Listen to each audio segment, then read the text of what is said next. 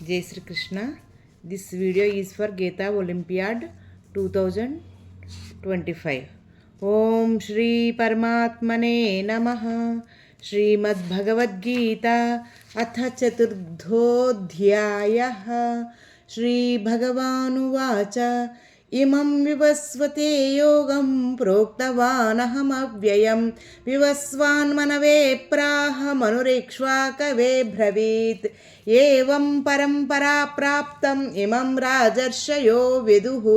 सकाले नेह महता योगो नष्टः परं तप स एवायं मया तेद्य योगः प्रोक्तः पुरातनः भक्तोऽसि मे सखा चेति रहस्यं ह्येतदुत्तमम् अर्जुन उवाच अपरं भवतो जन्म परञ्जन्म विवस्वतः कथमेतद्विजानीयान् त्वमादौ प्रोक्तवान् इति श्रीभगवानुवाच बहूनि मे व्यतीतानि जन्मानि तव चार्जुन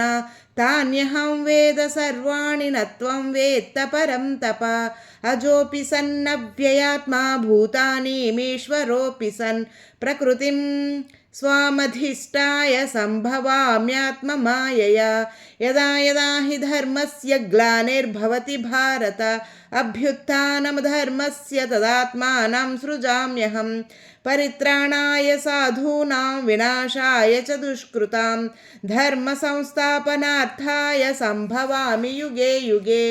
जन्म कर्म च मे दिव्यम् एवं यो वेत्ति तत्त्वतः त्यक्त्वा देहं पुनर्जन्म नैति मामेति चोर्जुन त्यक्ता देहं पुनर्जन्म नैति मामेति चोर्जुन वीतरागभयक्रोधा मन्मया मामुपाश्रिताः बहवो ज्ञानतपसा पूता मद्भावमागताः ये यथा मां प्रपद्यन्ते तां सदैव भजाम्यहम् मम वर्त्मानुवर्तन्ते मनुष्याः पार्थ सर्वशः काङ्क्षतः कर्मणां सिद्धिं यजन्तैह देवताः क्षिप्रं हि मानुषे लोके सिद्धिर्भवति कर्मजा चातुर्वर्ण्यं मया स्पृष्टं गुणकर्म विभागशः तस्य कर्तारमपि मां विद्य कर्तारमव्ययं न मां कर्माणि लिम्पन्ति न मे कर्मफले स्पृहा इति मां योऽभिजानाति कर्मभिर्न सबध्यते एवं ज्ञात्वा कृतं कर्म पूर्वैरपि मुमुक्षुभिः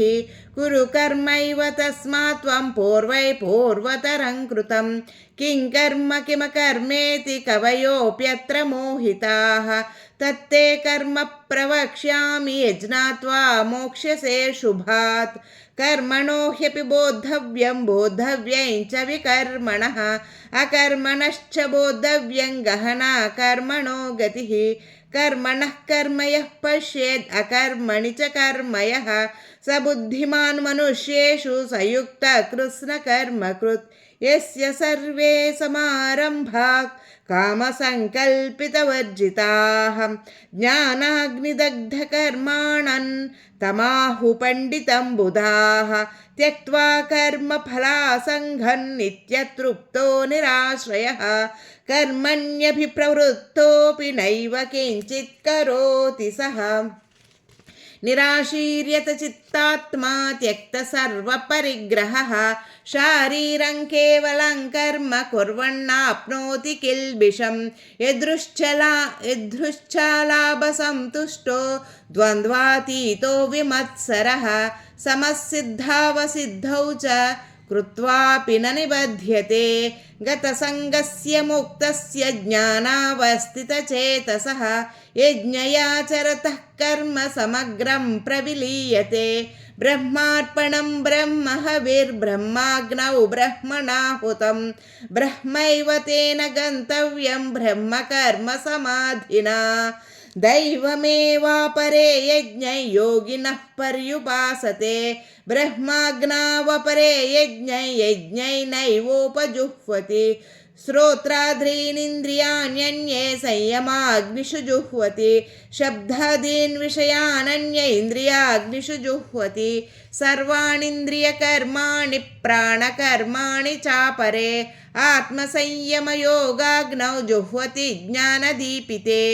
द्रव्ययज्ञस्तपोयज्ञा योगयज्ञास्तथा परे स्वाध्यायज्ञानयज्ञाश्च यतयः संसितव्रताः अपाने जुह्वति प्राणं प्राणे पानं तथा परे प्राणापानगतिरुद्ध्वा प्राणायामपरायणाः अपरे नियताहारः प्राणान् प्राणेषु जुह्वति सर्वेप्येते यज्ञविधो यज्ञक्षपितकल्मषाः यज्ञशिष्टामृतभुजो यान्ति ब्रह्म सनातनं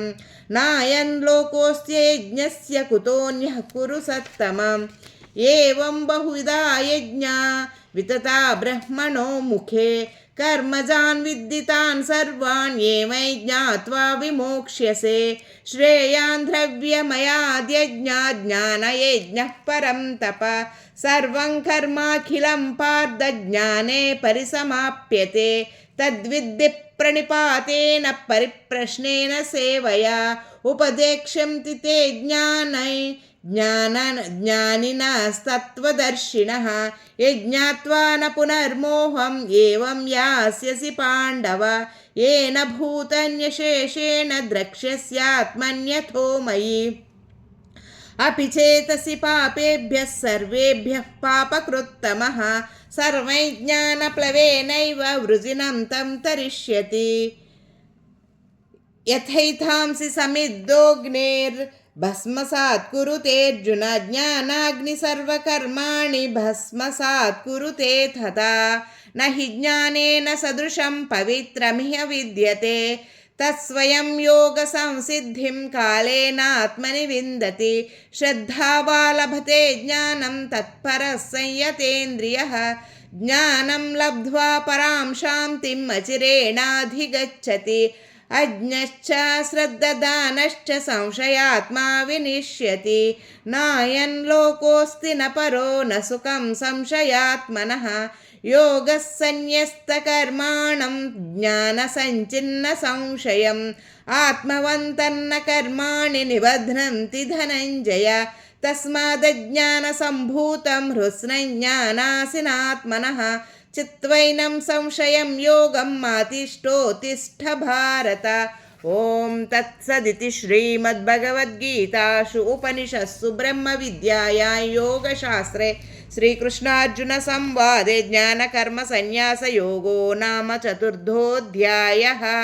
ओम श्रीकृष्णार्पणमस्तु। जय श्रीकृष्ण।